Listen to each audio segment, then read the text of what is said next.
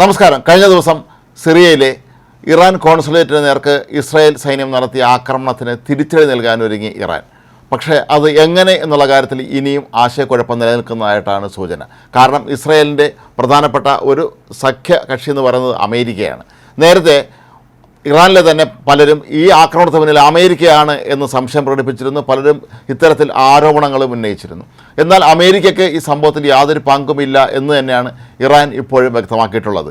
ഇത് കൃത്യമായി ഇസ്രായേൽ നടപ്പിലാക്കിയ ഒരു ആക്രമണമായിരുന്നു എന്നാണ് ഇറാനിലെ പ്രധാനപ്പെട്ട നേതാക്കളുടെയൊക്കെ തന്നെ അഭിപ്രായം.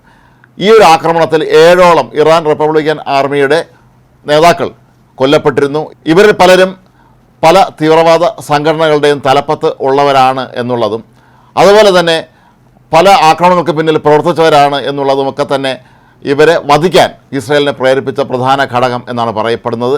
അതേസമയം ഹിസ്ബുള്ള തീവ്രവാദ സംഘടനയും ഇതിനെ പ്രതികാരം വീട്ടുമെന്ന് പ്രഖ്യാപിച്ചു കഴിഞ്ഞിരിക്കുകയാണ്. ഇസ്രായേൽ നടത്തിയ ആക്രമണത്തെ അങ്ങേറ്റം ഭീരുത്വം നിറഞ്ഞ നടപടി എന്നാണ് ഹിസ്ബുള്ള തീവ്രവാദികളും വിശേഷിപ്പിച്ചിരിക്കുന്നത്. ഏതായാലും ഇക്കാര്യത്തിൽ ഇസ്രായേലിനെ ഒറ്റപ്പെടുത്താൻ ഇറാനൊപ്പം നിൽക്കുന്ന ഇത്തരത്തിലുള്ള തീവ്രവാദ സംഘടനകളൊക്കെ തന്നെ തീരുമാനിച്ചിരിക്കുകയാണ് എന്നുള്ളത് വ്യക്തമാണ്.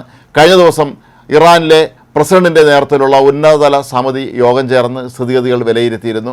ഇത് ഇസ്രായേൽ തന്നെയാണ് ഈ ആക്രമണത്തിന് പിന്നിൽ പ്രവർത്തിച്ചത് എന്നാണ് ഈ ഉന്നതതല യോഗത്തിലും ഒരു നിഗമനം ഉണ്ടായിരിക്കുന്നത്. തങ്ങളുടെ പോരാളികളുടെ കൈകൾ കൊണ്ട് തന്നെ ഇസ്രായേലിന് പരാജയം ഏറ്റുവാങ്ങേണ്ടി വരുമെന്ന് ഇറാനിലെ പരമോന്നത നേതാവ് അയത്തുള്ള അലി ഖമേനി ഒരു പ്രസ്താവനയിൽ വ്യക്തമാക്കിയിട്ടുണ്ടായിരുന്നു. ഇറാനിലെ സുപ്രീം നാഷണൽ സെക്യൂരിറ്റി കൗൺസിലും കഴിഞ്ഞ ദിവസം യോഗം ചേർന്നിരുന്നു.